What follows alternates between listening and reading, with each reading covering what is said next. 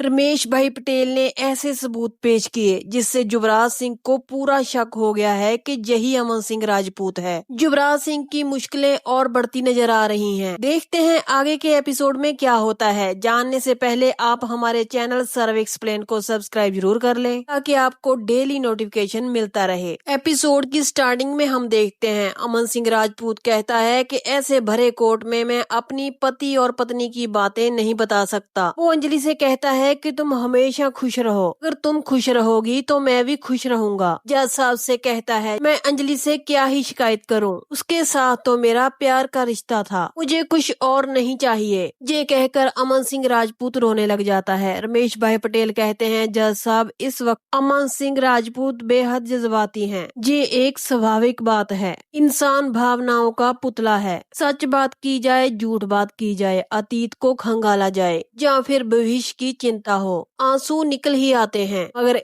मैं एक वकील होने के नाते अच्छी तरह समझता हूँ कि फैसले भावनाओं पर नहीं होते। मैं ऐसे सबूत आपके सामने पेश करना चाहता हूँ जिनके पेश होते ही ये शीशे की तरह साफ हो जाएगा कि ये अमन सिंह राजपूत ही है। जज साहब वो सबूत है अमन सिंह राजपूत की हैंडराइटिंग। जीवन में हम सब चेहरे बदल सकते हैं, आवाज बदल सकते हैं, लेकिन कुछ चीजें ऐसी होती हैं कभी नहीं बदल सकती। राघव सिंह रमेश भाई पटेल को कहते हैं ये सब कहाँ से कलेक्ट किया आपने। रमेश भाई पटेल हंसने लग जाते हैं। वो जज साहब से कहते हैं माफ कीजिए, मुझे थोड़ी सी हंसी आ गई, लेकिन मुझे मेरे दोस्त की काबिलियत पर कभी कभी शक होने लग जाता है। वो ये भूल जाते हैं वो एक वकील है, मैं भी एक वकील हूँ, और वकील और एक पत्रकार अपने सोर्सेस रिवील नहीं करते। मुझे ये कहाँ से मिला ये महत्वपूर्ण नहीं है। इस वक्त महत्वपूर्ण ये है कि ये कागज इस केस के लिए ज्यादा जरूरी है। जैसा मैं उनको आपके सामने पेश करना चाहता हूँ। इन्हें देखकर आपको ये पता चल जाएगा कि ये ही अमन सिंह राजपूत है और ये अमन सिंह राजपूत की LLB की डिग्री।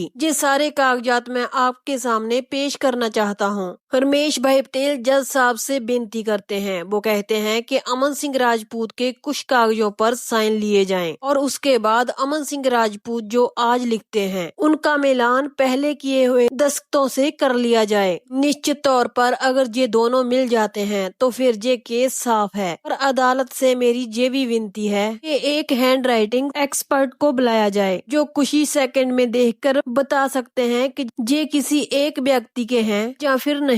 अगर ये एक ही व्यक्ति के निकलते हैं तो दूध का दूध और पानी का पानी हो जाएगा। तभी जज साहब अमन से पूछते हैं क्या आपने लॉ भी पास किया था। अमन कहता है हाँ। जज साहब ACP सर को कहते हैं आप हैंड राइटिंग एक्सपर्ट को बुलाकर सैंपल को मैच करवाइए। तभी रमेश भाई पटेल कहते हैं जज साहब मेरी आपसे एक और गुजारिश है। जज साहब कहते हैं क्या। रमेश भाई पटेल कहते हैं मैं चाहता हूँ किसी भी शक की गुंजाइश ना रहे। वो कहते हैं जज साहब अगर आप एक फॉरेंसिक एक्सपर्ट को बुलाने का आदेश दें क्योंकि वो इस केस के लिए बहुत ही जरूरी है और हमारे विज्ञान ने सब कुछ सिखाया है, सब कुछ बदल सकता है मगर हमारे फिंगरप्रिंट्स कभी नहीं बदल सकते। दुनिया में दो इंसानों के फिंगरप्रिंट्स कभी भी सेम नहीं हो सकते। आप जानते हैं, हम जानते हैं, सारी दुनिया जानती है। अगर फिंगरप्रिंट्स एक्सपर्ट आते हैं तो फिर तो किसी बात की गुंजाइश नहीं रहती। तभी जज साहब परमिशन दे देते हैं। वो ACP सर से कहते हैं आप फिंगरप्रिंट्स के सैंपल मैच करवाइए और जल्द से जल्द वो सारी लैब रिपोर्ट कोर्ट में सबमिट कीजिए। फिर मैं अगली तारीख में फैसला सुनाऊंगा। कोर्ट को अगली तारीख तक स्थगित किया जाता है। जज साहब अगली डेट दे देते हैं। रमेश भाई पटेल अंजलि के सामने इमोशनल हो जाते हैं। वो कहते हैं अंजलि जब भी मैं तुझे देखता हूँ मुझे ऐसा ही लगता है कि मेरी बेटी मेरे सामने खड़ी है। किसी जन्म में तुम जरूर मेरी बेटी रही होगी, इसलिए मैं तुम्हें अब भी कहूँगा अभी भी वक्त है अंजलि, तुम सही इंसान को पहचान लो। वो अमन सिंह राजपूत है, उसे रोक लो। एक बार अगर वो चला गया तो लौट कर नहीं आएगा, रोक लो उसे। मगर अंजलि कहती है नहीं ये मेरे अमन सिंह राजपूत नहीं है। ये कहकर अंजलि रोते हुए वहाँ से चले जाती है और रमेश भाई पटेल बाकी सब लोग भी चले जाते हैं। युवराज सिंह अमन के पास आता है। वो कहता है अगर तू सचमुच अमन सिंह राजपूत है तो तेरी खैर नहीं। वो क्या है ना, पहली दफा तो मैं तुझे मारना नहीं चाहता था, गलती से मर गया था तू, लेकिन इस बार मारने में मुझे तुझे कोई खास तकलीफ नहीं होगी। अमन कहता है हसरत तो अच्छी है तुम्हारी पर अफसोस पूरी नहीं हो पाएगी। अगर तू गलती से भी मेरे आस पास आया तो मैं तुझे जान से मार दूंगा। ये अमन सिंह राजपूत का वादा है। ये कहकर अमन वहाँ से चला जाता है और युवराज सिंह का गुस्सा सातवें आसमान तक पहुँच जाता है। वो बेहद परेशान होता है, वो सोच में पड़ जाता है। वो कहता है ये बंदा सच में क्या अमन सिंह राजपूत है। वो कहता है आखिर ये क्या हो रहा है, मुझे समझ में नहीं आ रहा। आगे हम देखते हैं अंजलि सोचते हुए घर पहुंच जाती है। गिन्नी अंजलि के पास आती है। वो पूछती है क्या हुआ कोर्ट में, क्या वो बंदा बहरूपिया निकला। अंजलि उसे बताती है कि अभी तक कुछ भी साबित नहीं हुआ। फिर गिन्नी दूसरा सवाल करती है। वो कहती है उस दिन अंजलि तू मेरे बेड पर पड़ी हुई थी और मेरा पति बाहर को जा रहा था। तू बता मुझे अंजलि क्या वो सच था। अंजलि अपनी बहन गिन्नी को कहती है तू मुझ पर शक मत कर, मैं तुम्हारे सामने हाथ जोड़ती हूँ, वरना मैं उस दिन तेरे पति को कॉलर से पकड़कर खींचते हुए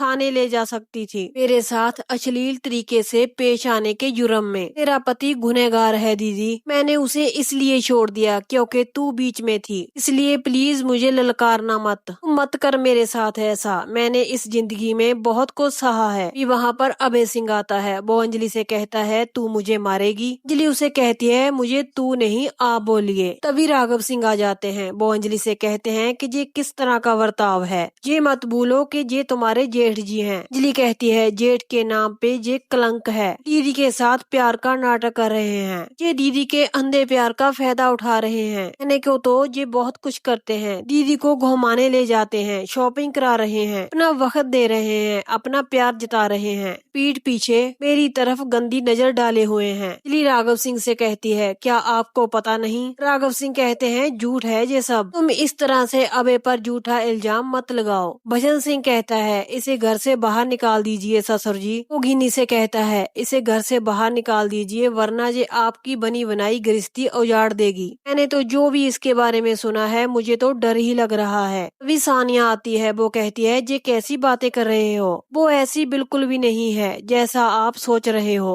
भजन सिंह सानिया को कहता है तुम चुप रहो, तुम इसके बारे में कुछ भी नहीं जानते हो। अंजलि कहती है अच्छा तो तुम बताओ मुझे क्या पता है तुम्हें मेरे बारे में। भजन सिंह कहता है मुझे तो यही पता है कि तू एक घटिया लड़की है और तू कुछ भी कर सकती है और किसी भी हद तक जा सकती है। उस लड़के से तेरा नाजायज संबंध है, इसीलिए तू धोखेबाजी से उस लड़के को घर में लेकर आई और अभी तू नाटक कर रही है, हमें सब पता है। तभी अंजलि बिना वक्त गवाए भजन सिंह के एक जोरदार चांटा लगाती है। सानिया अंजलि को रोकती है। वहीं पर राघव सिंह अंजलि को कहते हैं ये क्या बदतमीजी है, तुमने अपनी बदतमीजियों की सारी हदें पार कर दी हैं। तभी सादिका कहती है बड़े भैया इसको घर से बाहर निकाल दीजिए वरना ये सब कुछ बर्बाद कर देगी। अंजलि कहती है मैंने तो इस घर में कभी भी रहना नहीं चाहा, आप लोग ही मुझे जबरदस्ती इस घर में लेकर आए, लेकिन अभी शायद आप इस बात को भूल चुके हैं। सादिका कहती है बहुत बड़ी गलती हो गई हमसे, हमने सोचा था शायद तुम सुधर गई होगी, अगर तुम्हारे जैसी कैरेक्टरलेस लड़की कभी किसी घर की बहू नहीं बन सकती। अंजलि सादिका को कहती है अगर आप मुझसे बड़ी नहीं होती तो मैं आपको अभी सबक सिखा देती। अभय सिंह फिर से अंजलि को कहता है कि तुम जरा तमीज से बात करो, तुम भूल गई उस दिन तुमने क्या किया था मेरे साथ। गिन्नी ने सब कुछ अपनी आंखों से देखा है। अंजलि अब इस अभय सिंह को भी बख्शने वाली नहीं थी। वो उसका गिरेबान पकड़ती है और जोरदार चांटा जड़ देती है। राघव सिंह फिर से कहते हैं अंजलि उसका कॉलर छोड़ो। अंजलि बड़ों की हमेशा रिस्पेक्ट करती है। राघव सिंह के कहने पर कॉलर छोड़ देती है और वहाँ से जाने लगती है। निवेदिता कहती है कि तुम इस घर से क्या लेकर जा रही हो। अंजलि कहती है निवेदिता चाची ये सवाल आप कर रही हैं। अंजलि जवाब देती है, वो कहती है मैं इस घर से अपमान, यातना, तकलीफ लेकर जा रही हूँ और क्या लेकर जाऊंगी, और कुछ ले जाने की इच्छा भी नहीं है मेरे मन में। कहने को तो मुझे बुरा लग रहा है, एक बात कहूँ आप लोग मन से भिखारी हैं, जो मन से भिखारी हैं उनसे क्या ही लेकर जा सकती हूँ। यहीं पर इस एपिसोड का एंड हो जाता है। आगे का एपिसोड और भी धमाकेदार होने वाला है। क्या अंजलि मान जाएगी कि यही अमन सिंह राजपूत है? अगर ये साबित हो जाता है कि ये अमन सिंह राजपूत है तो युवराज सिंह उसे छोड़ देगा। आगे क्या होने वाला है ये सब जानने के लिए आप हमारे चैनल सर्व एक्सप्लेन को सब्सक्राइब जरूर कर लें ताकि डेली आपको नोटिफिकेशन मिलता रहे। तो कल मिलते हैं आपसे नेक्स्ट एपिसोड की अपडेट के साथ।